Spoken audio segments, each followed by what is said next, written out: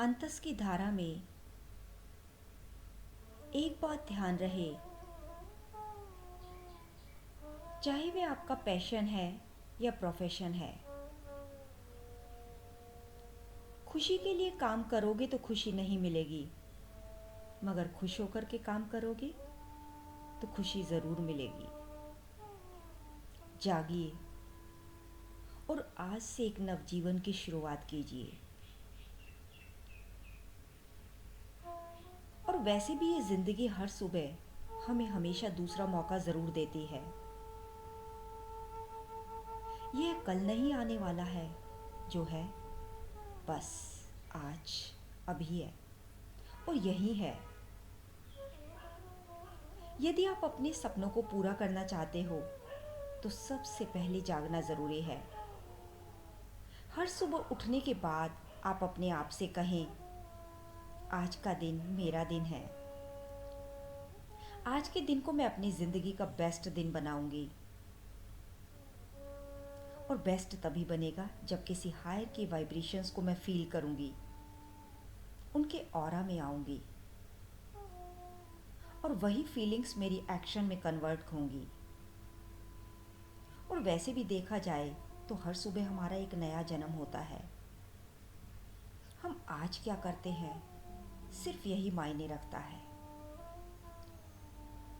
दूसरी बात जो सुबह उठते ही अपने आप से कहनी है कि हर पल भगवान मेरे साथ है। उस एनर्जी को, सुपर कॉन्शियसनेस को मैं अपने रोम रोम में अनुभव कर रही हूँ। और जब ये बात अनुभव में आ जाती है तब किसी के प्रति भी शिकायत का भाव नहीं रहता। हमेशा शुक्रिया, बस केवल शुक्रिया। उसने हमें एक और दिन दिया अपने आप को संवारने का, तो आज का दिन बर्बाद ना करें। तीसरी बात जो सुबह उठते ही अपने आप से कहनी है, मैं सबसे अच्छी हूँ, आई एम द बेस्ट। यानी इस पूरी दुनिया में मेरे जैसा और कोई नहीं, क्योंकि यहाँ सबका अपना अपना अस्तित्व और अपना अपना स्वभाव है। गहरी श्वास लेते हुए अपने आप से कहिए मॉर्निंग टाइम्स में, मैं सबसे अच्छी। अब आप सोचेंगे मैं इतनी अच्छी कैसे हो सकती हूँ, जबकि मुझे पता है अभी मुझ में आलस है, तमस है, राग है, ईर्ष्या है, मेरी आदतें भी खराब है, मुझ में अनुशासन भी नहीं। लेकिन ध्यान रहे, आपके एक्शंस डिपेंड करते हैं आपकी थिंकिंग पर, कि आप क्या सोचते हैं, क्या मानते हैं। तो आपको ये मानना होगा कि मैं सबसे अच्छी हूँ। हर सुबह उठने के बाद आप अपने आप से ये कहें। और अगर आपने मान लिया कि मैं अच्छी हूँ, तो एक ना एक दिन ज़रूर आएगा जब आप सबसे अच्छे होंगे।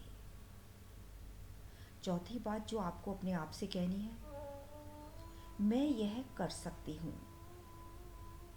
हर इंसान की ज़िंदगी में एक सपना होता है कि वो एक स्वस्थ, तंदुरुस्त और एनर्जेटिक ज़िंदगी जिए। लेकिन हम में से आधे से ज़्यादा लोग ऐसे होते हैं जो इन सपनों को पूरा ही नहीं कर पाते। और उसका सिर्फ एक ही कारण होता है कि वो खुद पर विश्वास नहीं करते। अपने आप पर विश्वास रखिए और कहिए, मैं ये कर सकता हूँ, मैं ये कर सकती हूँ। अपना टारगेट, अपने लक्ष्य को सामने रखिए। पांचवी बात जो अपने आप से कहनी है, मैं विजेता हूँ। मैं बाहर सक्सेसफुल और भीतर से पीसफुल हूँ। मैं अपनी मन, बुद्धि, इंद्रियों का मालिक हूँ, मैं विजेता। लेकिन यहाँ आधे से ज़्यादा लोग हारे हुए हैं।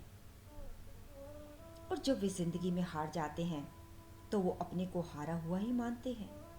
कभी मानकर तो देखिए कि मैं विजेता हूँ। जैसे ही आप अपने आप से ये कहेंगे कि मैं विजेता, तो आपके एक्शन एक विनर की तरह होंगे, न कि लूज़र की तरह। इसीलिए जब आपके एक्शन विनर की तरह होंगे तो क्या आप विनर नहीं हैं? और भगवत गीता जैसा ग्रंथ हमारे हाथ लगा, ये हमारा पैशन डेवलप हुआ, ये जीत नहीं तो और क्या है। आएंगी परेशानियां जिंदगी में कई, लगेंगी ठोकरें जिंदगी में नई। हौसला ना हारना, कमज़ोर ना पड़ना, दूसरों का हौसला बनकर खुद को एक नया हौसला देना।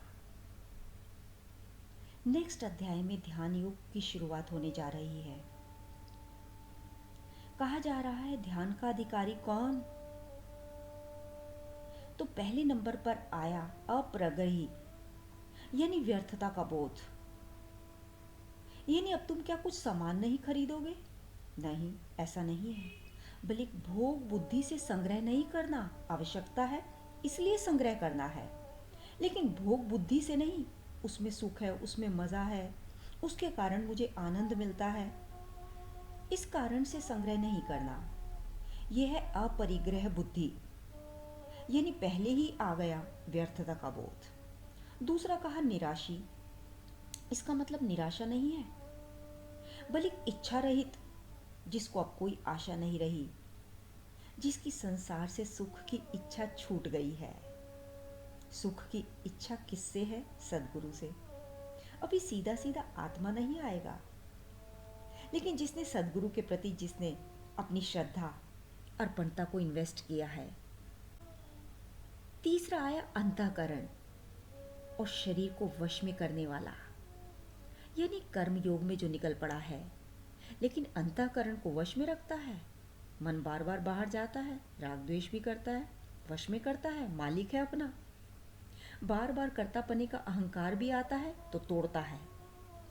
कई बार अपने स्वार्थ के लिए काम करना चाहता है, लेकिन मालिक है अपना, अपने विचारों का, अपने कृत्यों का, अपने एक्शंस का। इसीलिए समष्टि के बारे में भी सोचता है। अपने स्वार्थ को धीरे धीरे कम करता है, यानी कि कर्मयोगी हुआ। पहली बात, आज तक तुम जो परिग्रह कर रहे थे, लेकिन जैसे ही तुम्हें पता चला कि उसमें सुख है ही नहीं, केवल वो वस्तुएं इस्तेमाल करने के लिए है, सुखी करने के लिए है, सुख बुद्धि का त्याग करो, सुख का नहीं। व्यर्थता का बोध, बाहर की वस्तु व्यक्ति में व्यर्थता का बोध लगने लगे। और नेक्स्ट है एकांकी, यानी सन्यासी। अब उसे अपने से मतलब है, एक, एकाकी, केवल एक, अकेला परमात्मा। उस परमात्मा स्वरूप में लीन होता है और बाकी कर्म करने में रस है, लेकिन कर्म फल की उसे कोई भी कामना नहीं है। ऐसा एकांकी सन्यासी हुआ। और ऐसा सन्यासी एकांत स्थान में स्थित, जहाँ लोगों की भीड़ कम हो। ऐसा नहीं है, बाह्य छिलका हो सकता है, लेकिन अंदर से एकांत है वो, यानी एक अंत जो है मुख्य परमात्मा वही हो। संकल्प तुम्हारे सारे परमात्मा से जुड़े, तुम्हारे विकल्प की सारी धाराएं छूटती रहे, तब वह व्यक्ति ध्यान योग के लिए तैयार है। इस प्रकार 10वें श्लोक में कहा गया, मन इंद्रियों सहित शरीर को वश में रखने वाला, आशा रहित और संग्रह रहित योगी अकेला ही एकांत स्थान में स्थित होकर आत्मा को निरंतर परमात्मा में लावे। पहला अपरिग्रह यानी व्यर्थता का बोध, निराशी यानी निराशा होना, प्रेम श्रद्धा अर्पणता। तीसरा कहा गया अंतःकरण को वश में रखना, यानी कर्मयोगी होना। चौथा कहा गया एकांकी, यानी अकेला ही, विचारों की भीड़ नहीं आती। जहाँ संन्यास लेना हो तो अकेला ही जाना पड़ेगा। भीतर जो विचारों की भीड़ है, आसक्तियों की भीड़ है, कामनाओं की भीड़ है, उसको छोड़ना पड़ेगा। एक को मुख्य करना है, यानी एकांकी, यानी संन्यास। एकाकी होने के बाद एक अंत स्थान कौन सा है तुम्हारा? एक ऐसी स्थिति जिसमें रहकर तुम अपने परमात्मा को पाओगे ही। तो वो एकमात्र स्थान तुम्हारा शरीर है। शरीर ही एक ऐसा स्थान है जो तुम्हें नित्य प्राप्त है इस जीवन के लिए। चाहे कोई स्थान हो, चाहे हिमालय हो साधना करने के लिए, चाहे कोई गुफा हो, लेकिन वो हमें नित्य प्राप्त नहीं है। नित्य प्राप्त केवल शरीर है। सत्संग भी, ध्यान भी नित्य प्राप्त नहीं है, बल्कि तुम्हारा शरीर नित्य प्राप्त है। तुम कहीं पर भी जाओ, और इसलिए वही एक शरीर साधन है तुम्हें ध्यान की प्रक्रिया में ले जाने के लिए। इसके पश्चात ध्यान योग की 4 प्रमुख विधियों की घोषणा की जा रही है।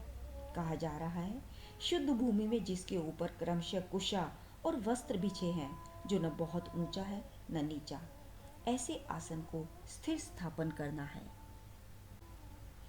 ध्यान रखना, ये सब बातें प्रतीकात्मक हैं। पहली बात आई कुश यानी घास। घास हमेशा पृथ्वी से कनेक्टेड होती है, आकाश से नहीं। यानी धरती पर जो कोमल घास आती है, ये घास प्रतीक है शक्ति का। हमारे लिए घास क्या है?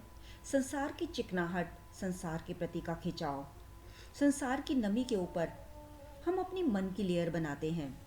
उसके बाद ध्यान की भूमिका शुरू होती है। उसके बाद बिछाते हैं मृगछाला, मरे हुए मृग की चमड़ी। उसका उपयोग क्यों किया जाता है? क्योंकि हिरण की चमड़ी सबसे गर्म होती है।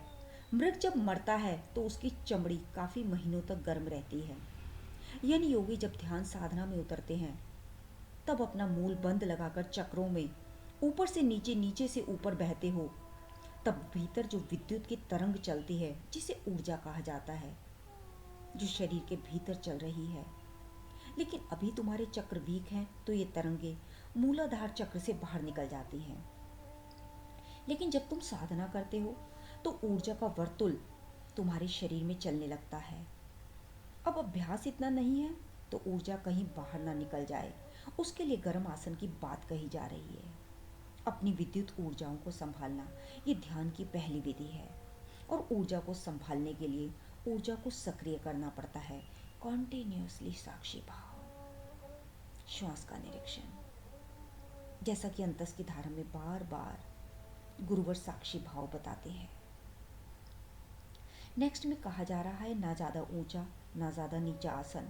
कैसे समझा जाए इस बात को? ध्यान की दूसरी विधि, ना ज़्यादा ऊंचा ना ज़्यादा नीचा। बहुत गहरी बात है ये। पहली बात आई ऊर्जा को संभालना। उसे संभालने के लिए ऊर्जा को उठाना होगा मूल बंद लगाकर। दूसरी बात आई ना ज़्यादा ऊंचा ना ज़्यादा नीचा। कुछ क्या है? घास। घास पृथ्वी से कनेक्टेड है, आकाश से नहीं। दूसरी बात आई मृगछाला, ये चमड़ी का प्रतीक है। स्किन किससे बनी है? ये मॉइस्चर से बनी है। मॉइस्चर यानी पानी, नमी। कुश यानी घास यानी पृथ्वी, नमी, जल। तीसरा रेशमी कपड़ा या सूती कपड़ा, यानी जो हमारी ऊर्जा को संभाल सके। जो ऊर्जा हमारी अग्नि का प्रतीक है। हमारे 5 पांडव, ये चक्र 5 भूत के प्रतीक हैं। इसको ध्यान से समझना। यानी ना ज़्यादा ऊंचा बैठ ना ज़्यादा नीचा बैठ, लेकिन पृथ्वी, जल और अग्नि के ऊपर बैठे, यानी मूलाधार, पृथ्वी तत्व, स्वाधिष्ठान, जल, मणिपूरक, आग्नेय तत्व से हटकर अनाहत में बैठ। ये ध्यान की दूसरी विधि। आरंभिक भूमिका में आज्ञा चक्र नहीं चाहिए, लेकिन जिसका सद गया है वो बात अलग है। जो यात्रा में नहीं है उनको यात्रा पूरे क्रम से करनी चाहिए, सीधा। अगर अपना उपयोग तुम सहस्त्रार पर लगाओगे तो तुमने बहुत ऊंचा आसन ले लिया। इसीलिए ना ज़्यादा ऊंचा ना ज़्यादा नीचा।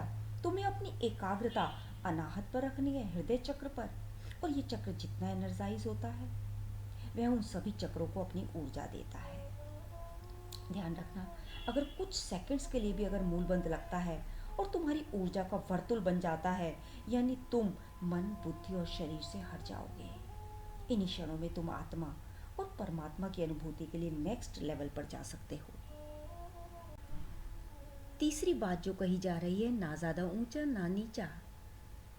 ऐसे अपने आसन को स्थिर करके उस आसन पर बैठकर चित्त और इंद्रियों की क्रियाओं को वश में रखते हुए मन को एकाग्र करके अंतःकरण की शुद्धि के लिए योग का अभ्यास करें। शरीर और सिर यानी मन, गला यानी वचन, इन तीनों को समान धारण करके स्थिर होकर अपनी नासिका के अग्रभाग पर दृष्टि जमा कर अन्य दिशाओं को न देखता हुआ, मतलब यानी जब तुम नासिका के अग्रभाग को देखोगे तो तुम्हारी आंखें आधी खुली और आधी बंद हो जाएंगी। क्या रहस्य है? अगर तुम्हारी आंखें पूरी खुली होंगी तो सारी ऊर्जा बाहर निकल जाएगी, और आंखें बंद करते ही तुम्हारे भीतर विचारों का प्रवाह शुरू हो जाता है, यानी विचारों के थ्रू एनर्जी बह जाती है। इसीलिए तीसरा रास्ता निकाला, आधी खुली आधी बंद।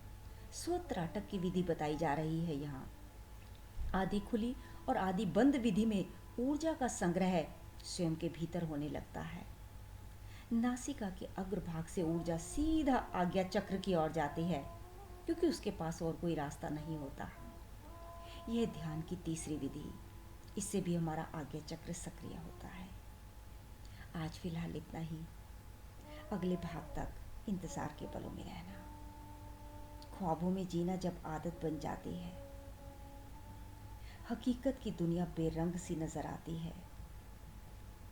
कोई इंतज़ार करता है ज़िंदगी भर हमारा, और हमारी ज़िंदगी किसी और के इंतज़ार में गुजर जाती है। जागे रहना, इंतज़ार के पलों में रहना।